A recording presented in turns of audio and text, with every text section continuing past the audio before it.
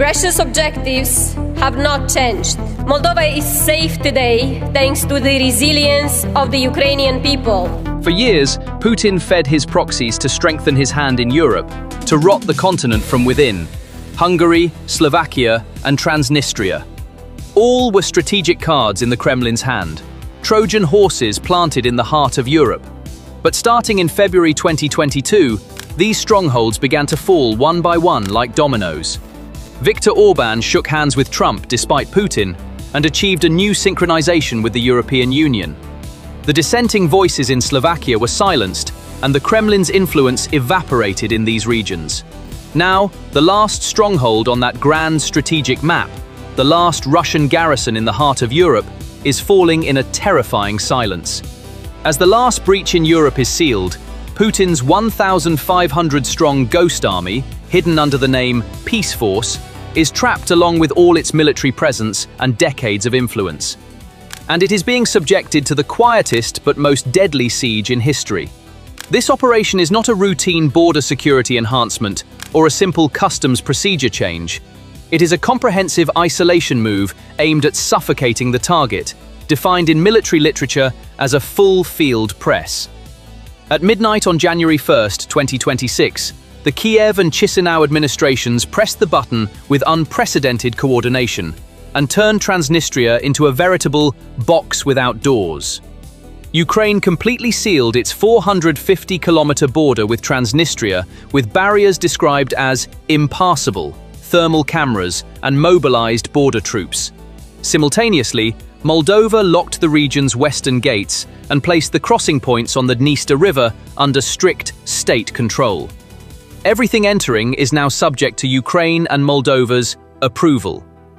The 1,500 Russian soldiers trapped in the region and officially masked as a peacekeeping force are now the subjects of the strangest hostage crisis in modern warfare history. Their situation is far more dire than a classic siege. Even if they have ammunition, the diesel fuel to run those tanks, the logistical supply lines to feed the soldiers, and most crucially, their physical connection to Moscow has been cut off. OSINT reports from the field and data from local sources indicate that the Russian command structure in the region is in a state of panic, conducting inventory checks and reporting that existing resources will not be sufficient to last through the winter. This structure, which has been sustained for years by unlimited supplies from Russia, has begun to undergo necrosis, like an organ whose main artery has been severed. Especially with the halt of Russian natural gas transit through Ukraine in early 2025, Transnistria's energy security also collapsed. When Putin's generals look at the map, they face a terrifying reality. There is no physical way to get there, to rescue or reinforce those soldiers. They cannot resupply by air, because Moldova and Ukraine's airspace is closed to Russian aircraft, and any violation would make them a legitimate target for air defense systems. They cannot reach them by land, because the Ukrainian army has turned the Odessa line into a fortress. They cannot approach by sea, because the Russian Navy in the Black Sea has already been confined to its ports. This piece of land, which Russia sees as its backyard, and which has threatened Europe for decades as a frozen conflict zone, has now turned into an open-air prison for Russian soldiers.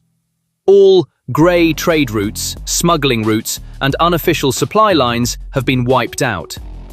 When examining the technical dimension of the blockade, it becomes clear that it targets not only military personnel, but the entire economic structure of the region. Transnistria's state structure was entirely dependent on Russian subsidies and smuggling. Now, thanks to the new customs laws implemented by Chisinau and Ukraine's border closures, the separatist administration's capacity to collect taxes, pay salaries, and maintain public order has been shattered.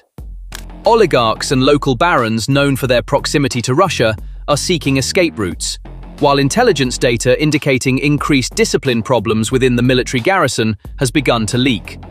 This is one of those rare moments when an army is defeated not by fighting, but simply by being there and waiting. Without a single bullet fired, without a single missile launched, Russia's most strategic military presence in Eastern Europe is being rendered ineffective by logistical strangulation. The physical destruction caused by the logistical blockade is actually just the precursor to a much larger psychological earthquake. For the 1,500 Russian soldiers in the region, the situation has turned into an uncertain house arrest rather than a military mission. These soldiers are well aware that Moscow lacks the capacity to rescue them, that the Kremlin is bogged down on the Ukrainian front, and that it no longer has the strength to open a second front for them. According to information leaked through communication channels, morale within the garrison is at a collapse level. The most terrifying scenario for a soldier is not fighting the enemy, but being forgotten while surrounded by the enemy. This is precisely the abandonment syndrome currently being experienced by the Russian unit in Transnistria. They have become the pawns sacrificed on Putin's strategic chessboard. The ripple effect of this situation is not limited to military barracks. It is also creating a devastating tsunami effect on Transnistria's civilian population and local economy. The people who for years were lulled with the promise that Russia will protect us, Russia will give us gas, are now facing cold radiators and empty supermarket shelves. The cut-off of Russian gas has brought industrial facilities in the region to a standstill, especially the massive power plant that provides a large portion of Moldova's electricity. This sends the following message to the people of the region. Russia is no longer a guarantor. Russia is now a burden. The artificial illusion of prosperity and security provided by Moscow has been destroyed. People are bitterly experiencing that the Russian passports in their pockets do not keep them warm, and that the propaganda coming from the Kremlin does not fill their stomachs. From a broader perspective, this blockade is the